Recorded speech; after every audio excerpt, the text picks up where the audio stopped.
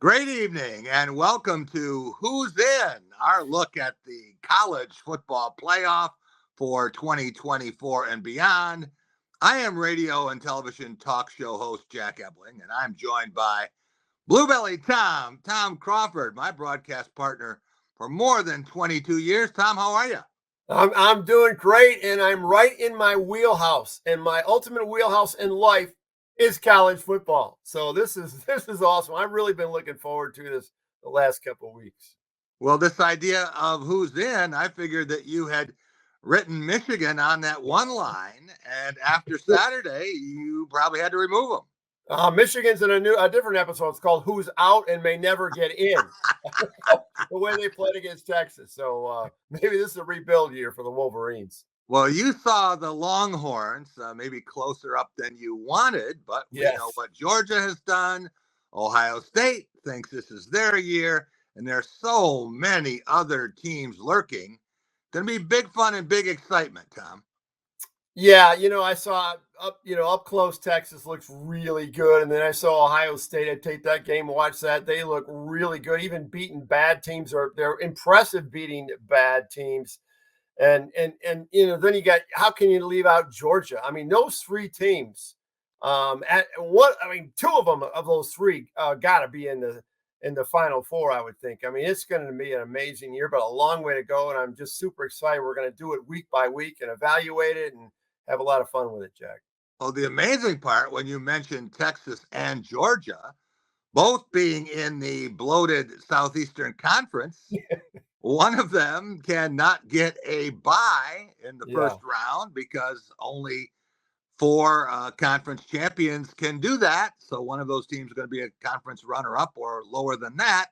And that means they may be hosting a game in the first round instead of having the bye that a lot of schools would seek. But Tom, I want to welcome in the guy whose idea this was, this concept, talking about longtime athletic administration official.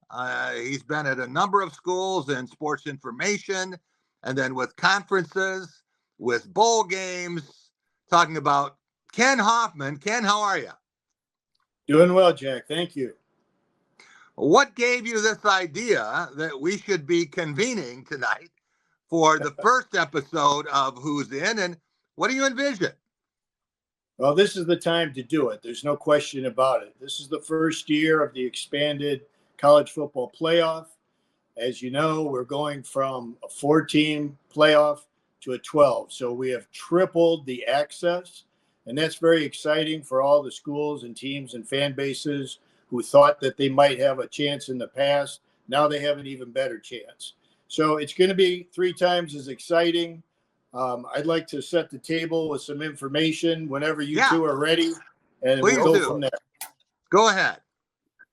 Well, as you know, with 3 times the access, there's going to be 3 times the excitement, 3 times the opinions, and most importantly, 3 times the number of teams, schools, and fan bases who will be energized throughout the entire season thinking that they've got a chance to get in, and they very well might.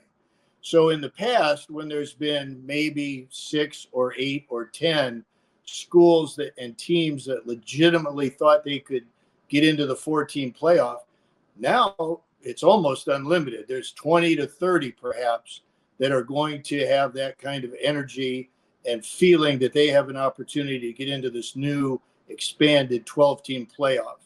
So it's going to be very exciting. And I know as a former bowl director, I was always interested first and foremost in doing what's best for the sport, and then what's best for the fans. And I think this checks both boxes. It's going to be an exciting season. We know that 1 or 2 losses is probably not going to eliminate many teams. Some it will, but many it won't. And don't be surprised. You probably won't like to hear this, Jack, but don't be surprised if there's a team at the end of the year with 3 losses that makes the bracket. And we can talk about that later too. Yeah. So as you know, hopefully by now, fans that are watching and listening know that this podcast is called Who's In. very Yes. appropriately named. And Who's In has three goals: to inform, to inspire, and to clarify. So let me say this. We want to inform the fans about how the playoff and the bracket is going to work. We want to inspire college football fans to take part and discuss the teams and, of course, the playoff bracket because it's brand new. And we want to clarify one very important distinction, and that is the distinction between the national rankings and the bracket seedings. Those are not the same thing. They may end up being close, they may not, but they will be different to some degree. Right. So let's talk a little bit about the composition of the 12-team bracket. Number one, there will be 5 automatic bids going to the 5 highest ranked conference champions. Now, 4 of those conference champions are going to be the champions of the Power 4 conferences. As you know, we used to have until this year a Power 5 conferences, but all the teams and schools from the Pac-12, except Oregon State and Washington State, went to other conferences. So we are now looking at the Power 4 instead of the Power 5. Those Power 4 conference champions, the ACC, Big 10, Big 12, and SEC, will be seeded at the end of the year based on where they are in the final selection committee rankings. Whoever is ranked highest of those 4 gets the number 1 seed. Second highest gets 2, et cetera, regardless of where they are in the rankings. Then the 5th automatic bid goes to the highest ranked conference champion of the group of 5. So we're talking about the American Athletic, Conference USA, the Mid-American, the Mountain West, and the Sun Belt. And at the beginning of the season, you might remember that the 3 schools that were primarily being talked about to vie for that position, that automatic 5th bid, was going to be, well, still could be, Boise State, Memphis, and Liberty. However, based on last week's amazing upset at Notre Dame by Mid-American Conference member Northern Illinois, they jumped into the top 25. So if the bracket was set today, Northern Illinois would be in the playoff, which is astounding but interesting. So we have the top 5 automatic bids. Then the field of 12 will be completed with at-large bids to the next 7 highest rated teams in the country. And again, based on the selection committee's final poll and ranking. Right. The rankings will determine the teams, but as I was saying, not necessarily the seedings. And we'll go into that a little bit later today when we show the brackets. So there will be no limit on the number of teams from any given conference. That's something that people wondered. So theoretically, a conference could have as many as 8 teams in the 12-team playoff. Not likely to happen, but theoretically. Yeah. The only one thing that has to take place is that 5th conference champion from the group of 5 must be in the bracket, regardless of where they are ranked. So, for example, last year would have been Liberty at number 28, but they would have been in the bracket at number 12 because they weren't ranked as high as up to 12, but they would have been guaranteed a spot last year. Right. So we're going to take a week-by-week snapshot. Yeah. This week, we're taking the snapshot of the first 2 weeks of the season and basing our rankings and our bracket on that. We're going to do that every week, week 3, week 4, week 5, and so on. We're not going to try to predict the final 12 teams because that's an exercise in futility, number one. Yeah. And as most coaches would tell you, and I just heard this the other day from Coach Saban, is that it's probably not a good idea to look down the road and try to project what your playoff position is going to be, because that road might have some bumps in it. And of course, you could ask Florida State, you could ask Notre Dame, among others, and certainly the road can be bumpy. So we're not going to look at the end of the year. We're going to take snapshots every week and build it as far as the rankings and the playoff bracket on that. Live in the We're moment. going to have a weekly. What's that, Jack? We're going to live in the moment, right? We are. We're going to live in the moment because that's the only thing that really matters.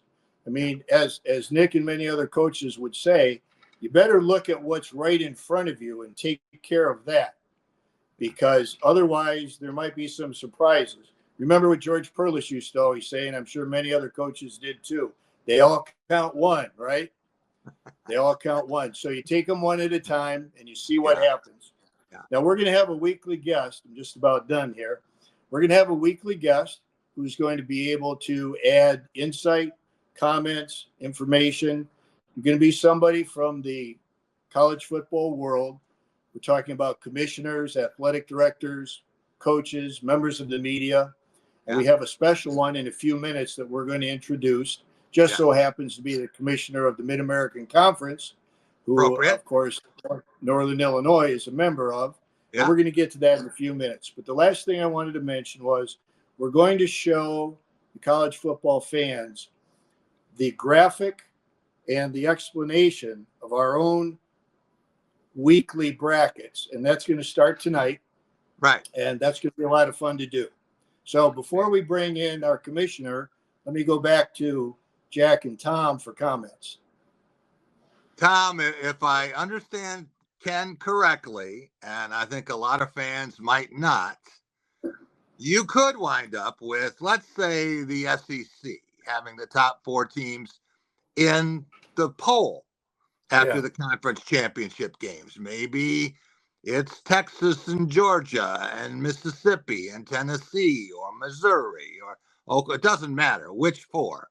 But 4 schools from the same conference, only one of them is going to get a bye. Yeah. So the others would have to get in line, and they might be hosting first round games, but you can't have more than one school from a conference in the first 4. Yeah. So in essence, but I don't think that's necessarily a negative. I mean, if Georgia is hosting, in essence, would be a Sweet 16. I mean, a quarterfinal, whatever that we would call that, the first round matchup. I mean, that's just going to rev them up. I mean, they're just going to polish the stone, so to speak. I don't think it's going to be necessarily a negative. And I see SEC getting 4. I see the Big Ten getting 3 or 4. Who knows how it's going to play out? Who would have thought USC was going to be in this mix? And I have them pretty high. And so I love the idea that Ken mentioned. We're staying in the moment. This is a fluid exercise. And this is a discipline for me because I'm already looking at that October 19th game. Oh, Georgia's going to Texas. I'm trying to figure that thing out. I got to stay in the moment. And maybe that game might not be as relevant as I'm thinking it is right now. So that's why I love the procedure that we're going to do this with. Well, you're always looking ahead to the Michigan State game. Yeah. And so are Spartans all over the world. But for Ohio State fans, for example, they put too much emphasis on that game with Michigan. They forget there are a lot of games ahead of that are going to determine their college football playoff fate. And I don't know how many schools are really excited. Let's say you're from the SEC, of heading to State College or Columbus or Ann Arbor or Lincoln or wherever it may be to be playing a game in December. Yeah, I think I think the Georgias of the world, they're going to, their low bar is, the minimum we got to get a home game because they don't want to go up, in mid-December. They want to go to Midwest country. That's been the Big Ten fantasy for years, to have a team from the SEC come north when it's cold. And that just doesn't happen because those are non-conference slates. So yeah, that's the part that is really going to be compelling. Well, I have so many questions for our guest. And when you think about scheduling implications and how teams will look at that in terms of what a September loss, a non-conference loss, would mean for them getting into the playoffs. And also, I've been asked several times about how individual voters might look at their polls to try to figure out to avoid a conference rematch in the first round of the playoff. But it is possible that teams could play 3 times within a very short period of time, within a month, if they play the last game of the regular season, meet again in the conference championship game, and then meet in the playoffs, Ken? Yeah, absolutely. That is a possibility. I hope that doesn't happen. But yeah, that could. And of course, we remember not too long ago when Georgia and Alabama played in the championship. And then, of course, they met again in the 14 playoff, which is very interesting. I want to talk about Georgia, too, but a little later. Yeah. Well, the interesting thing about Georgia, Tom, is the Bulldogs losing in the SEC championship game last year, right? Mm-hmm. And that knocked them out of the 4-team playoff. Yeah. And that's the only reason Michigan has a national championship. So says Jack Ebling, right? Yeah, and Georgia was so angry about that loss, they went to the Orange Bowl and beat Florida State 63-3. Yeah, they hung 60. Took it out. They did it 60. Yeah. Well, it's like Michigan, Ohio State. Well, it's not going to happen this year, but sometime that could be. They could play technically 3 weeks in a row.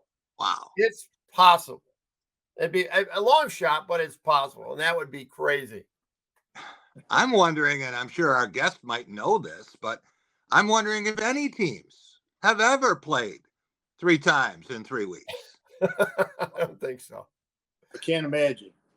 No. Can you remember what it was like with Michigan State in 1987, beating USC on Labor Day and then beating the Trojans again on New Year's Day?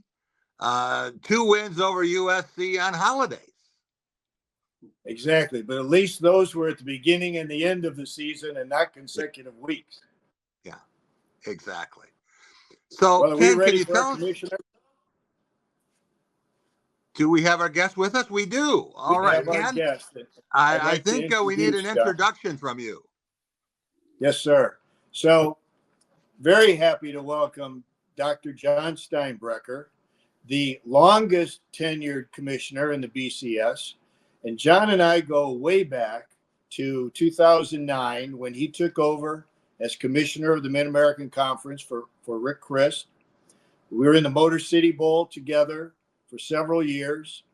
And John has always been supportive of college football, of our bowl game. We were the first of what's now 6 bowl tie-ins for the Mid-American Conference. And John Steinbrecher, Dr. John Steinbrecher, is so well thought of throughout the NCAA. He is on more committees, has made more accomplishments for the Mid-American Conference. His bio takes 2 pages just to talk about his accomplishments. But he is now in his 15th or 16th year and has uplifted the Mid-American Conference on the field, in the classroom, in the community. He's been a true NCAA leader. And we're so happy to have you with us, John. Congratulations. It's good to be with you. Thank you for inviting me. Absolutely. Thank you, John. So, John, we wanted to get your opinion on 2 things. And then I know Jack and Tom have questions for you as well. But maybe you could give us your perspective, because you've been integrally involved in this college playoff expansion.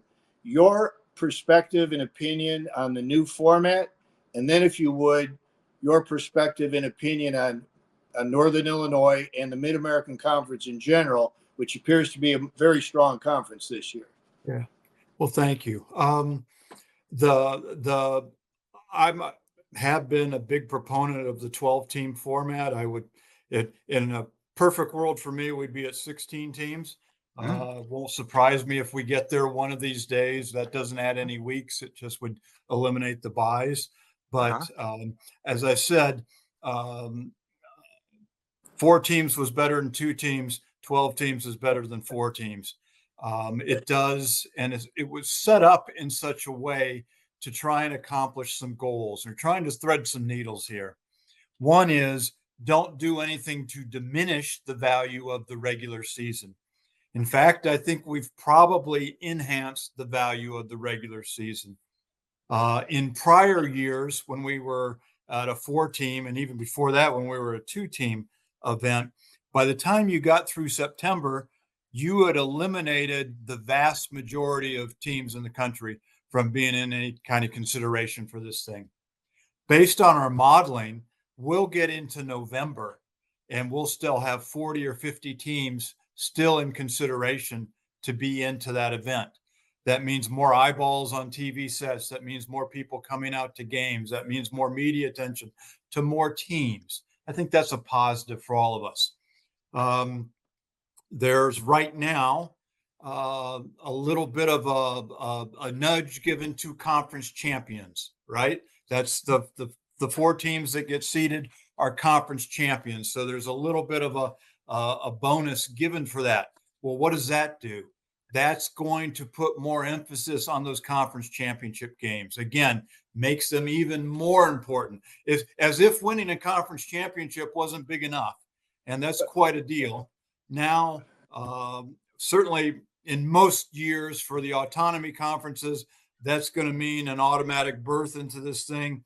For the non-autonomous FBS conferences, our highest rated champion at a minimum is going to be in there. So we're all playing for something. And it really should enhance that. So I think, at least in the short term, we've done some things that I think can lift up football and not do what we've kind of done with basketball, in which we've truly devalued the regular season for many, many teams.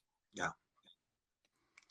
John, So, I'm curious about the scheduling decisions that a lot of teams will make, and the idea that it could make some schools water down their September schedules because they have a tough conference slate.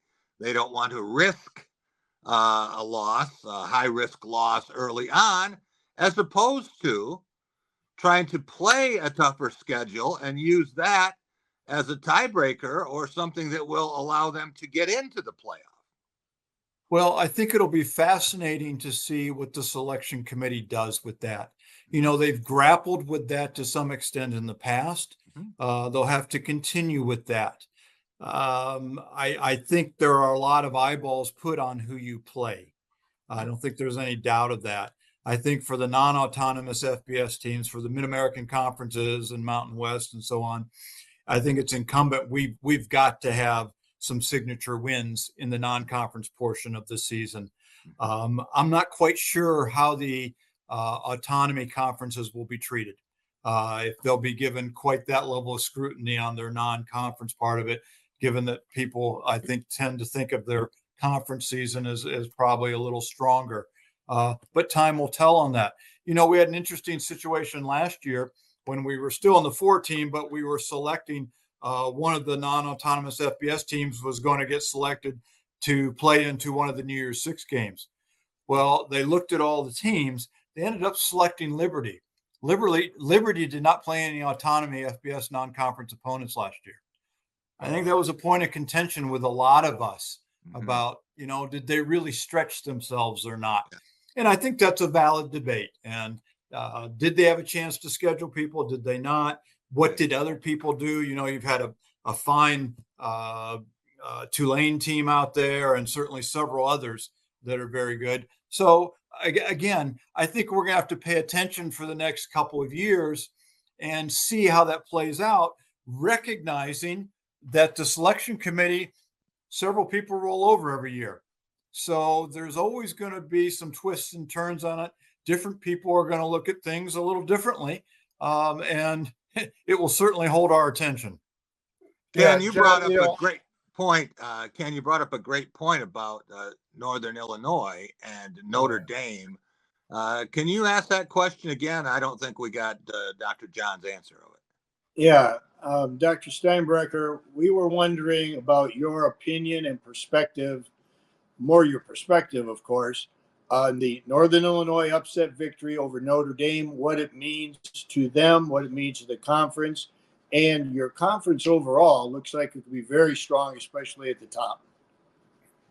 You know, you make your reputation, you build your reputation certainly for our league and other similar situated leagues in the non-conference part of the season and in the postseason. And so when you pick up those signature wins, my goodness, I mean, you just look at how that game exploded that late afternoon and evening and through the weekend and even this week. They're the talk of college football. That's marvelous. And so it puts more eyeballs on you. It focuses more attention on you. It brings credibility to your product and what you're doing. And then you've got to continue doing that. I think we do have several teams that have the potential to be very, very good. Bowling Green gave Penn State everything they wanted, ended up losing by a touchdown. Game I'm watching this week with great interest is going to be Toledo at Mississippi State. I think that's going to be a really, really important game.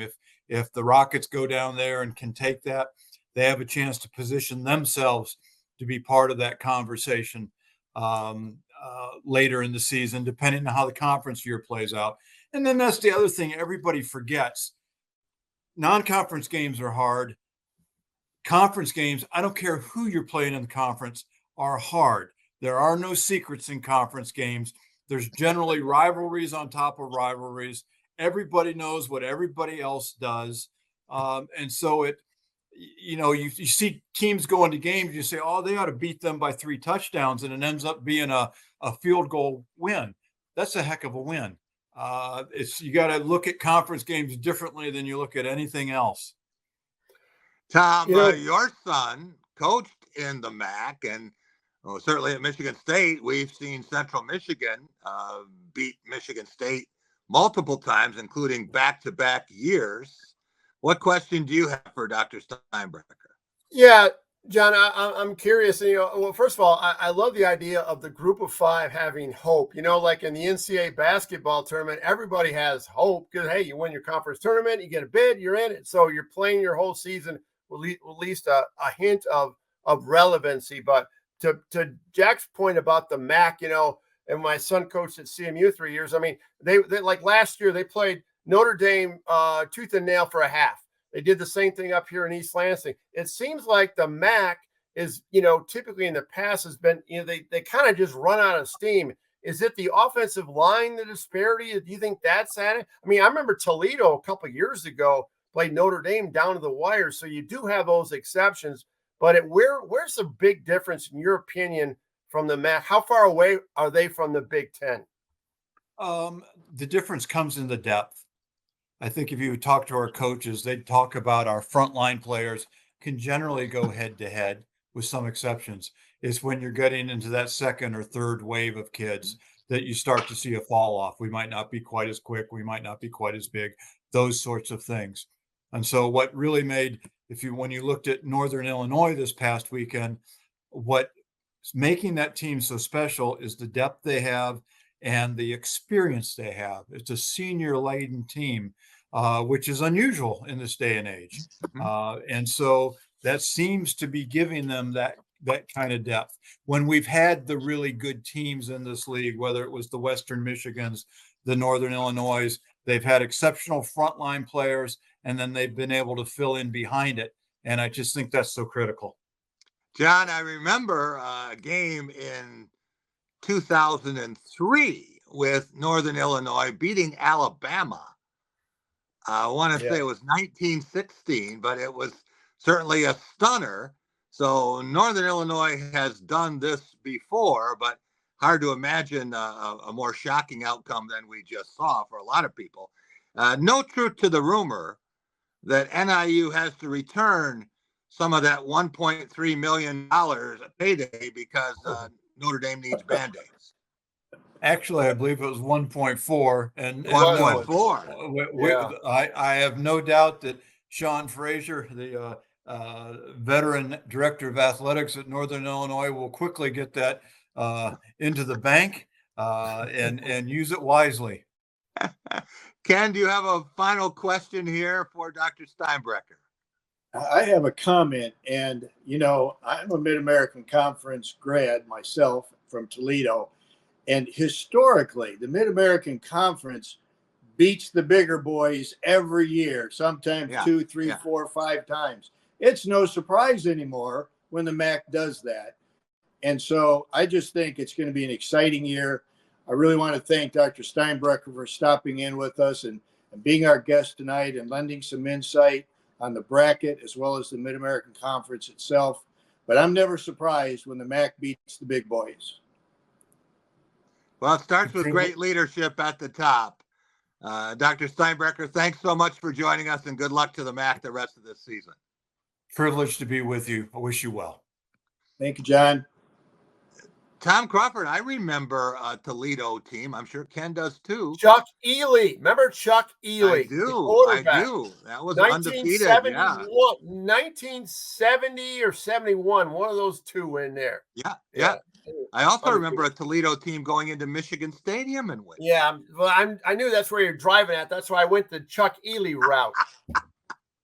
Tom, Chuck Ely led Toledo. I want to say, I think I'm right, 45 straight wins. It was. They had a streak. Yeah, because they didn't go to a bowl game, so you're not jeopardized by losing it in a bowl game like it is now. But I just, dovetailing off what we talked about, I just think it's so cool that a group of five, and maybe when they get to 16, there'll be two group of fives that get a bid. And I think that's only fair because half of there's 132, 134 teams. Yeah. In Division I FBS, and half of those are from the group of five, and the other half's from the Power Four. So it's only fair to me that they would at least get, two of those 16 down the road.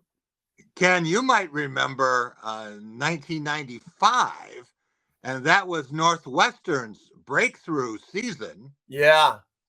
And Gary Barnett was talking about taking the purple to Pasadena, and his own students were mocking him. And they start the season with a win at Notre Dame. Yeah. And then they come back home the next week. And what do? They lose to Miami of Ohio. What a Mid-American Conference, I'm telling you. There you go. Yeah. There you go. Gentlemen, I think we should unveil our initial brackets. Yeah. And we will have a chance to present them, defend them, and refute them, argue against them a little bit. Tom Crawford, you're up first. Let's see your terrific 12. I get to go first. Affirmative here. I feel like I'm in a debate class here. Yeah, that's right.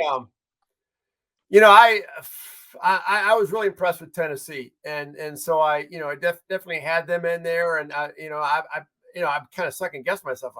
I kind of looked at some of Tennessee and said maybe I should have put them up higher, but the teams that I have in that slate that really have jumped off the page for me have been USC and Tennessee. And so as far as in playing in that first round, and then my automatic bids, if you will, the big four or the Power Four, I have Texas. I mean, they're the best team in the nation as we're seeing right now, according to me. Staying in the moment, Ohio State 2 from representing the Big Ten, and then Miami in the ACC. And Utah in the Big 12, because not that I'm impressed with the Big 12, but hey, that's they get an automatic bid. So that's how I have the bracket so far as we sit today. Ken, I only have one major problem with Tom's bracket, and he has Texas number 1, but who have the Longhorns played?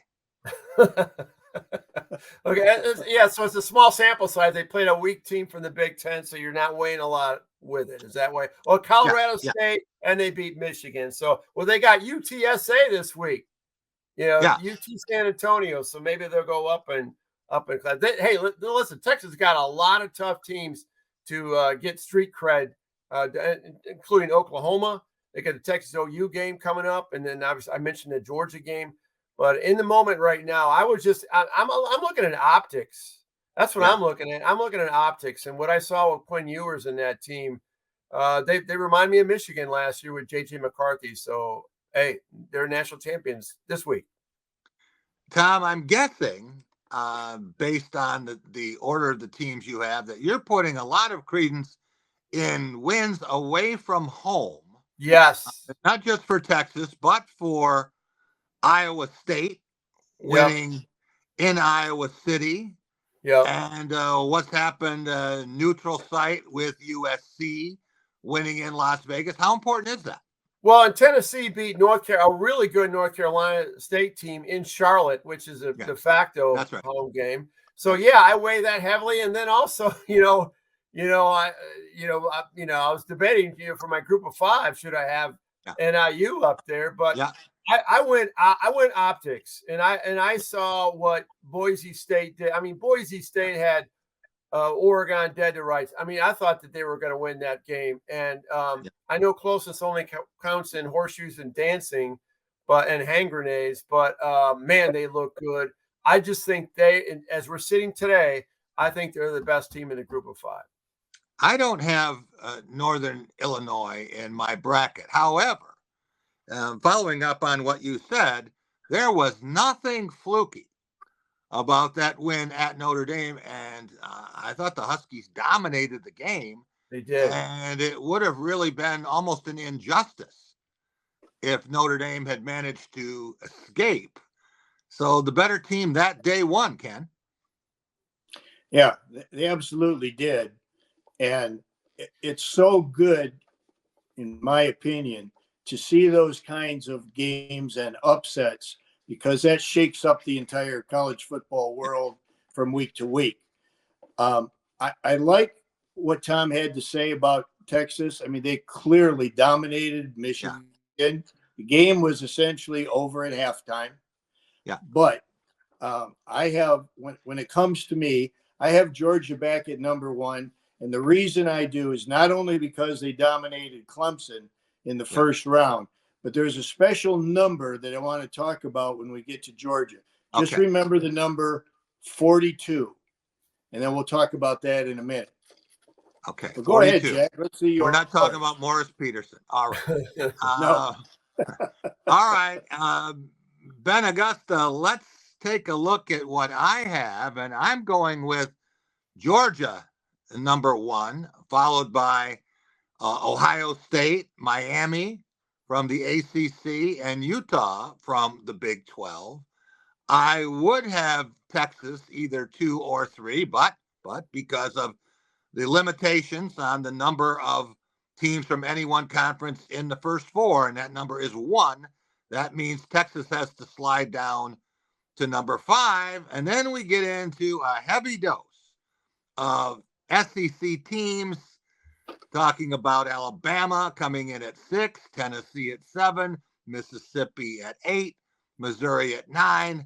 And that means Mississippi and Missouri, a couple of U of M's, going at it in that 8-9 matchup. USC, probably based on its performance against LSU, could be higher than 10. I put Oklahoma State in at 11, and that was the hardest spot for me to determine.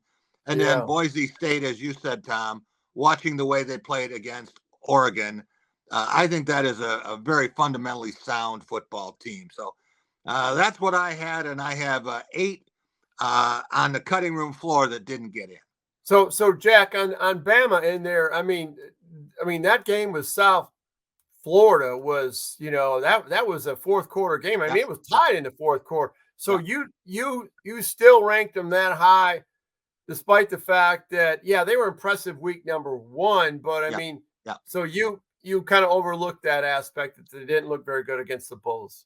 Well, I look at our polls, our rankings kind of side by side, Tom, and I have Bama 6, you have them 7, I have Tennessee 7, you have them 8. We both have Missouri 9, flipping around with Mississippi. So the big difference in ours is what you make of maybe USC. I think you have the Trojans 6. Yeah. I had them 10.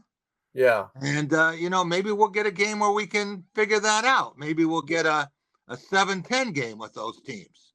Yeah, that's true. See who had it right. You'll find out a lot more about USC on September 21st when they come to Ann Arbor, because I'd be shocked if you're not going to see a better Michigan team, and that'll be a real test for SC and Miller Moss to go in there and see how real they are, see if that defense is for real.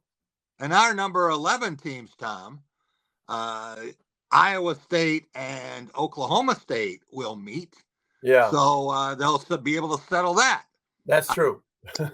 We'll flesh Ken, it out. what do you have? I think you agree with me on number one, but there's some other spots in here. And can you explain your picks?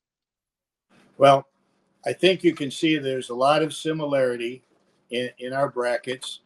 I happen to feel like the teams need to dominate on both offense and defense if they're going to be ranked at the top. Yeah. So I do have Georgia at number one, and let me go back to that for a second. Yeah. Georgia has won 42 straight regular season games. They've lost only 2 games in those last 3+ years. Both of those were to Nick Saban and the Alabama juggernaut. Yeah. They've also had 42 draft picks in the last 4 drafts. Nobody else can say that. Think about that. 10.5 draft picks per year, every year for the last 4 years. That's like if all their picks were on offense or defense, it's like their entire starting offense gets drafted or their entire starting defense gets drafted, and that's not too far-fetched. So they have a program under 9th-year coach Kirby Smart and a culture under him that, to me, is the number one program and culture in the country. Now, Texas is right there. I mean, the way they dominated Michigan and then shut out Colorado State 52-0, I think they've got the same kind of thing going there in Texas. Ohio State is always incredibly strong.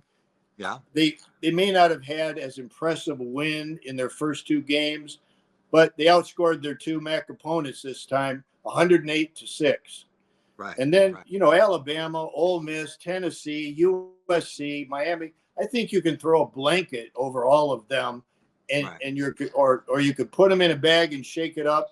And no matter who comes out, you've got a pretty good group of teams right there. I think 10, 11, and 12 is the question. And I've got Oregon at 10, Utah at 11, and of course I've got Northern Illinois at 12 because if the season ended today, they would be in the playoff. I didn't include Oklahoma State because they could have easily lost that Arkansas game. In fact, that was double overtime, was it not? And Iowa State, it took a last-second field goal, 6 seconds left, to beat Iowa. So I didn't include them because I don't see either of those teams dominating. But the others pretty well dominated, and that's why I have the selections that I made. Yeah.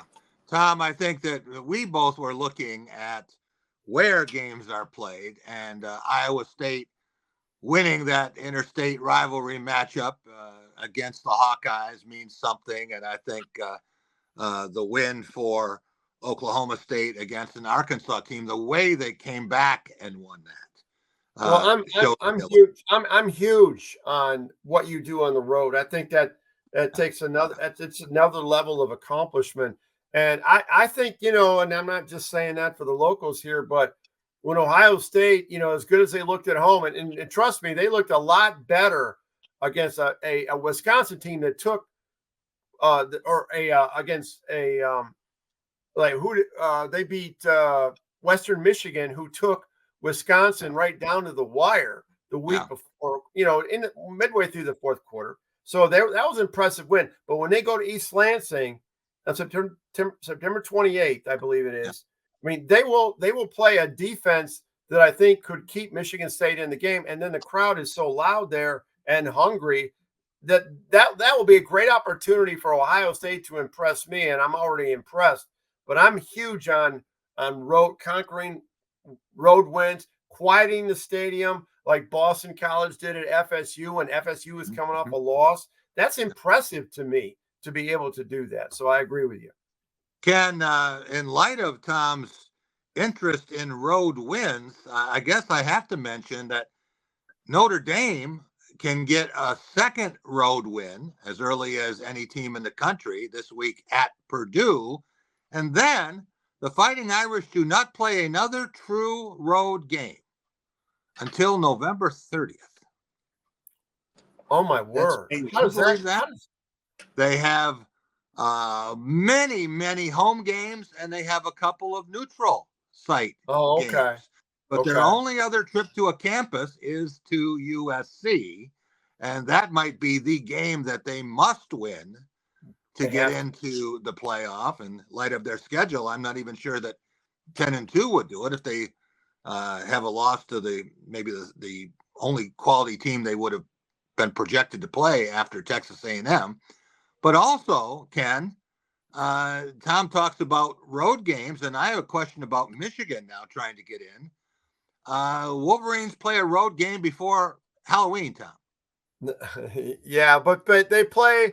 I mean, they play 8 at home, but the 2 of those home games are, you got, or 3 of those home games, you got Texas, you got USC, and you got Oregon. So you can poke fun at Michigan for the 8 home games, but they got a tough road game at Washington, and they got a tough road game at Ohio State. Obviously, that will be incredible. And Illinois will be tough on the road. They have one of the toughest schedules. So I don't think this is the year to jab at Michigan as far as their schedule goes. No, go ahead, Ken.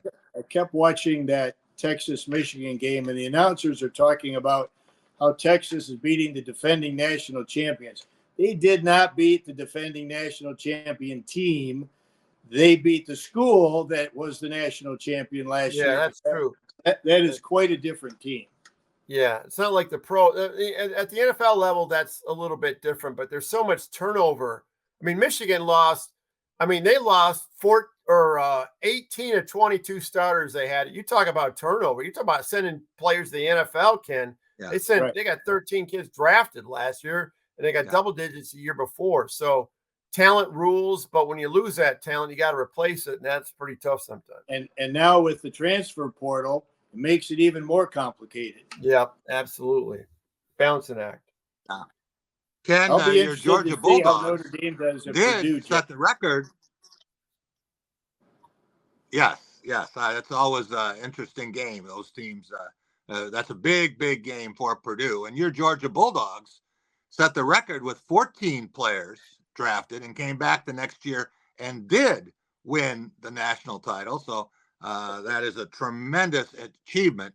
Gentlemen, we kind of talked about the misery index, and it's hard to be any more unhappy than they are in South Bend right now. But Tom, in terms of the game to watch, I know that you watch college football as soon as you can and as long as you can. And other than the game you'll be seeing against Arkansas State, which game this week is of greatest interest to you? Oh, that's boy, I really haven't. You might have to throw some games out there I really haven't thought about. I've been staying in the moment, so I'm trying to think of what are the big. Can you give me a couple to choose from? Well, I'll tell you the one I think is of greatest interest, the one I'm really excited to see, is Boston College under new head coach Bill O'Brien going to Columbia, Missouri.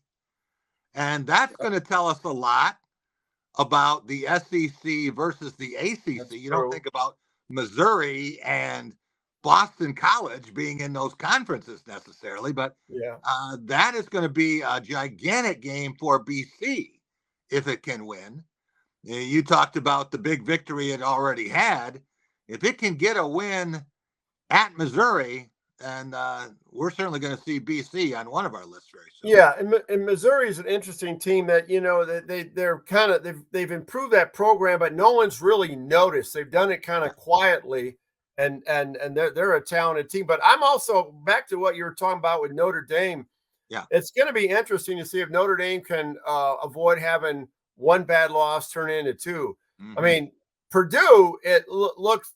I know they I don't know, they beat up on a pretty weak opponent. I think it was Eastern Illinois. I can't even think of who it was, week number 1. Mm-hmm. But that, I mean, if Purdue beats Notre Dame, I mean, wow, that Marcus Freeman is that seat's going to get pretty freaking scorching hot real quick for that former Buckeye. So some of these games that may not have magnitude in the CFP, I'm more intrigued with. And I'm looking for some big ones. The 21st has got some big games, including Michigan and USC. Ken, do you have a favorite game this week, or how about some closing thoughts? And we'll come back at it next week. I'll be really interested to see the two games that you have both mentioned, but also I'm trying to get a handle on Wisconsin, and they're going to be at home against Alabama. I think that's going to be a tough game for Wisconsin, but I'm curious to see how they both play. Yeah, I'm not curious because I think Bama's going to roll tide roll. I mean, that game could be ugly because Bama goes into and it'll be warm enough. It's not like they're coming up in a cold environment. I think Bama's going to, after that scare, they're going to thump on Luke Fickell's team. Yeah, I would agree. I think it's a 16.5-point favorite that the Tide are in Las Vegas. On the road. Wow. Yeah, on the road. First time, by the way, gentlemen, that Bama will be playing in Madison, Wisconsin in 96 years. It was 1928, the last time that the Crimson came up to play the Cardinal. See, this is what I'm talking about with the 12-team playoff. This is why we're starting to see this, because you need these games for credibility. You can afford to lose one and still work your way back in. So this is the beauty of it, like Texas coming to Ann Arbor, Michigan going to Oklahoma, because it's not like you got to go unscathed. You don't want to take a chance of losing a non-conference game, to be in a position to win a national championship. So that's the beauty of the 12-team playoff. And I agree with John, our guest earlier. I want 16. I think 16 it's a sweet spot. It is indeed Sweet 16. I'm sure it'll take a while to get there, but that would be nice to me. I like the idea of the top four being rewarded with a bye. And I think considering the number of teams that are playing, you're just over 130.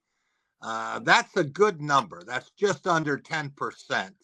I think the NCAA basketball tournament, for all the excitement, talking about expanding the field, I don't want it any bigger. In fact, I wouldn't mind if it was a little bit smaller. I don't need to see the 8th place team in the Big Ten in the NCAA tournament.